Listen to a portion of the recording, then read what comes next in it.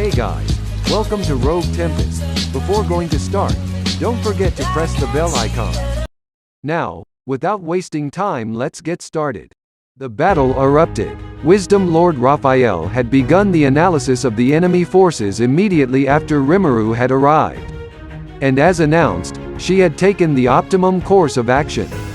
RIMURU first launched a tornado blade towards the airship fleet. It was the same attack used by his ghost avatar in the labyrinth. It was at a lower level, but the output force was like in another dimension. Cutting down any enemy within range, it was a magic that manifested itself as many blades of wind.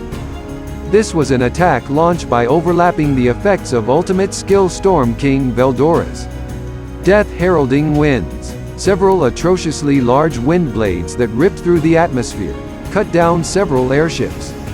The immense power was far beyond expectations, but to me, who was blinded by pure anger, it only seems more convenient. Compared to the energy used, the power of the tornado blade was unbelievable. With both quality and quantity of energy being abundant, the magic output would naturally be larger. On top of that, with the effects of an ultimate skill overlapping it, the power would reach unprecedented heights. Moreover, RIMURU's current circumstances were important to consider. The evolutions of his subordinates were now proceeding much faster. Every one of them who were bonded to RIMURU by the soul was granting power to him through food chain. As more time passed, RIMURU's power only kept growing larger. Wisdom Lord Raphael, who maintained and ensured optimum usage of power, was now acting a support system for an all-out assault. Accordingly, he converted all the abilities received from the subordinates into energy, and provided it to RIMURU. And towards that same RIMURU, several energy balls and sword attacks were unleashed. By Emperor Rudra's orders, the Royal Knights began their attacks all at once. They were the few who were granted the ultimate gift. A torrent of attacks with power equaling that of ultimate skills rushed towards RIMURU. RIMURU observed the attacks with an unchanging expression. Compared to his thoughts that had been accelerated 1,000,000-fold, the enemy's movements were far too slow. Greater than analysis complete, all attacks have been determined to be of similar output. It is hypothesized that the outputs are degraded. However, the outputs are equivalent to that of ultimate skills. Guard, solution. Understood. All attacks reaching for RIMURU were easily nullified by the absolute barrier made by ultimate skill. Covenant King Uriel. Alert. Anti-barrier countermeasures detected. Successfully nullified. Furthermore, soul and magic circuit destruction attacks detected. It is hypothesized to belong to ultimate skill Sandalphon the Executioner. Successfully guarded. RIMURU slightly shifted his gaze towards the Emperor who hadn't moved, and the guards by his side. Is that all? I don't need to be careful at all then. I'll leave you for later. Do try and wallow in despair. And don't get killed before I come for you. And then, to remove the hindrances between him and Veldora, RIMURU played his next hand. Diablo, Testarossa, Ultima, Carrera. Are you ready? At any moment, my liege. There are no problems, Master RIMURU.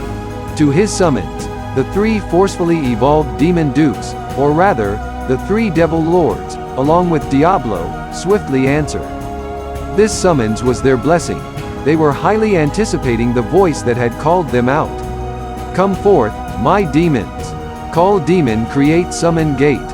Answering his summons, the four devil lords manifested, bringing along their minions, the 7 demon dukes, and in addition, the 100 demon chevaliers, and the 600 greater demons. One after another, RIMURU's servants assembled after passing through the summon gate. To showcase their fearsome destructive might, to prove the true depth of RIMURU's rage, RIMURU delivered his orders to the demons. You are allowed to rampage all you want. However, death is forbidden. Letting them get in my way is also forbidden. While I go free Veldora, keep those mosquitoes busy. How shall we handle Veldora Sama's elder sister? Ah, I'll deal with her. Now go. Grind them to dust. Truly simple. Receiving those words filled the demons with absolute joy. The demons were already provided with all the results of analysis through thought linkage. It was only natural, as, excluding Kondo, any and all skills that the Royal Knights possessed had been exposed to Wisdom Lord Raphael. As per your wishes, our Lord. These demons who knew not fear, cast their bodies into battle, solely to be of service to their master. Gleefully, the Black Core of Doom were, just now, released into the world. It was the maiden battle of Tempest's strongest core, the Black Numbers. And so, Rimuru faced Veldora. He faced his sworn friend who had become the Emperor's puppet. He also the Red Dragon, the Scorched Dragon, Velgrind at the same time. Just you wait, Veldora. I'll definitely free you. And the true battle had finally started. This part is solely focused on Black Numbers, and Rimuru versus True Dragons shall be unleashed after this one. The Black Numbers. When the demons were summoned on Rimuru's command, even the upper echelons of the Imperial Army recognized the bizarreness of the situation. Major General Zamd was one of them. As the demon summoning gate manifested, you unbelievable. For the summon gate to be that huge. The demons that had been summoned, each and every one of them were demonic beings that surpassed the rank of greater demons. That's just how much war potential does he have? Words of trying not to face the reality before them start leaking out. Gradine, who clearly heard those words, turned his attention onto Major General Zamd. There wasn't much point in hiding it. Zamd had simply spoken the facts for what they were, which was, that an army of demons with the strength to overpower their own Imperial Army had appeared. Even if they outnumber them, there wasn't much that could be done to cover the difference in quality. They would be slaughtered if they didn't try and do something about it. Even if the brass, including himself, could survive, all the regular soldiers would get massacred. Gradine didn't want to believe it, but Major General Zamd wasn't the type of guy who joked around. Tisk. We underestimated him because it was only a demon lord. It was too late for regrets now. Now was time to do whatever possible. As the Emperor was also there, they couldn't take any disgraceful actions. Gradine made his decision, activated the teleportation magic circle, went to where his forces were standing by, and took direct command. The members of the Beast Corps were the cream of the crop, hand-picked and trained by Beast King Gradine himself. It was a gathering of strong individuals, with rumors saying they are descendants of ancient heroes. And their demon beasts partners were said to be a rank in terms of power. Battle chimeras. Demon beasts which were born from selective breeding after DNA analysis. They were seen as a type of weapon, having combat-oriented abilities. And it was obvious that the core members who had tamed them were also ranked above A in terms of capability. Their strength when battling together on land were said to be second to none. But currently they were above the sea, which put them at a disadvantage. That was exactly why the hastily returned Beast King Gradine issued one specific order. Listen up, ladies. From this point on, I will be issuing the secret command. The analysis team has concluded that the demons are all above a rank in capability. It is predicted that we will suffer massive losses if nothing is done. Which is why we shall oppose them with our last resort. Permission to use medical skill beast fusion is hereby granted. Make haste. The enemy isn't going to wait for us. The forbidden order was issued. Medical skill beast fusion was a skill that was developed by the team responsible for the analysis of demon beast DNA. This skill fused the demon beast and its handler together. Letting a human attain the power of a demon beast, a forbidden power. The reason it was called a forbidden skill was because it became impossible for the individual who activated it to cancel the effects. The drug used for the skill had to be surgically removed in a facility with the appropriate tools. Through the fusion of the handler and his partner, a warrior that surpassed the original concept would be born. The drug was distributed and kept on hand, so it was possible to activate whenever necessary. But usage is prohibited without the secret command from the core leader. There was another reason why it was secret. Risk of death, 10%. Risk of compatibility failure and completely turning into a demon beast, 20%. Risk of losing control. Applies for both Beastman and Demon Beast, 30%. Risk of side effects resulting from the fusion, 20%. There were many underlying problems.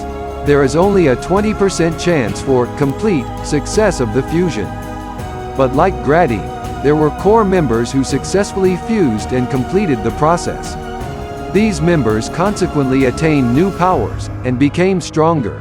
These perfectly compatible individuals made up less than 1% among the entire core. They were called Chimera Knights, and were the aides of Beast King Gradine. The order that Gradine calmly issued was akin to a death sentence for the Beast Core troops.